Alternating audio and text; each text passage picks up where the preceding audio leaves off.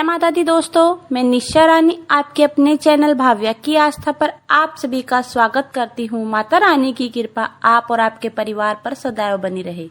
हिंदू धर्म में हर एक त्योहार का विशेष महत्व होता है। हर व्रत किसी न किसी देवता को समर्पित होता है और उस दिन उनका पूजन अत्यधिक फलदायी होता है। ऐसे ही हरियाली तीज का त्योहार भगवान शिव और माता पार्वती को समर्पित है। इस दिन सुहागिन स्त्रियां माता पार्वती और भगवान शिव से अखंड सौभाग्यवती होने का आशीर्वाद मांगती हैं। इस दिन महिलाएं 16 श्रृंगार करके अपने पति की लंबी आयु के लिए, खुशहाल जीवन के लिए, सुख समृद्धि के लिए, अपने अखंड सौभाग्य की कामना के लिए भगवान शिव और माता पार्वती की विशेष रूप से पूजा आराधना करके व्रत धारण करती हैं।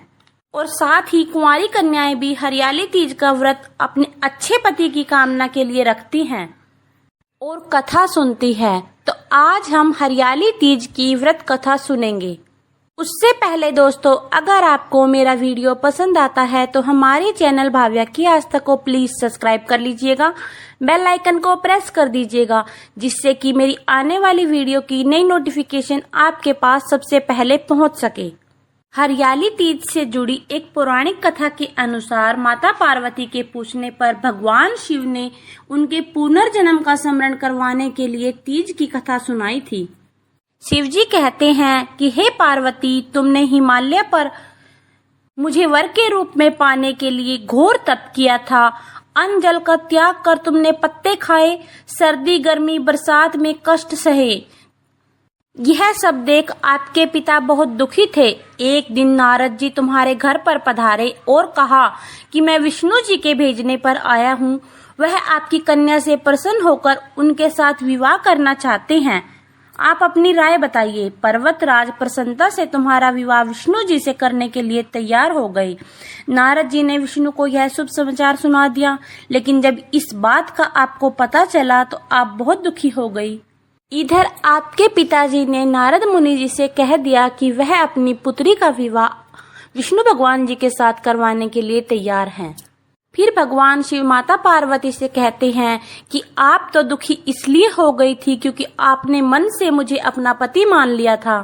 ऐसे में आपने यह बात अपनी एक सखी को बताई और आपकी सखी ने आपको जंगल में ले जाकर मेरा स्मरण करने का सुझाव दिया और आप अपने राजमहल को छोड़कर जंगल में चली गई और जंगल में रहकर मुझे पाने के लिए कठोर तपस्या की। इधर आपके पिता आपको ना पाकर चिंतित हो गए। उन्हें चिंता सताने लगी और हिमालय सोचने लगे कि अगर इसी बीच विष्णु भगवान जी बारात लेकर आ गए तो क्या होगा।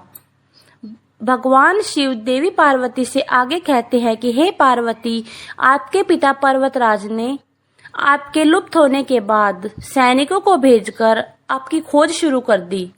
आपके पिता ने आपको ढूंढने के लिए आकाश पाताल एक कर दिया, लेकिन आप तो एक गुफा में रेत का शिवलिंग बनाकर मेरी आराधना में लीन थी और मैं आपकी तपस्या से प्रसन्न हुआ। फिर मैंने मनोकामना पूर्ति का वचन आपको दिया। इधर ढूंढते ढूंढते आपके पिता पर्वतराज भी गुफा तक पहुंच जाते हैं। फिर आपने अपने पिता को बताया कि कैसे आपने शिवजी को पति रूप में पाने के लिए कठिन तपस्या की है। आपने बताया कि अब आपकी तपस्या सफल हो गई है। फिर आपने अपने पिता से कहा कि आप उनके साथ जब ही महल जाएंगी जब वो आपका विवाह शिवजी के साथ करवाने के लिए तैयार हो जाएंगे। अब बेटी का हठ देखकर राजा पर्वतराज अपनी बेटी का विवाह शिवजी के साथ करने के लिए तैयार हो गए और विधि विधान के अनुसार माता पार्वती और शिवजी का विवाह हो गया। अब भगवान शिव माता पार्वती से कहते हैं कि हे माता पार्वती, आपने मुझे पति रूप में पाने के लिए जो कठिन तप किया उसी के फलस्वरूप आपने मुझे पति रूप में पाया। इसलिए जो भी स्त्री इस व्रत को करती है उसे माता पार्वती की तरह अखंड सुहाग की प्राप्ति होती है और माता पार्वती से अखंड सौभाग्य का आशीर्वाद मिलता है। हरियाली तीज के दिन सभी महिलाएं हाथों में मेहंदी रचाती हैं, दूसरे को झूला झुलाती हैं।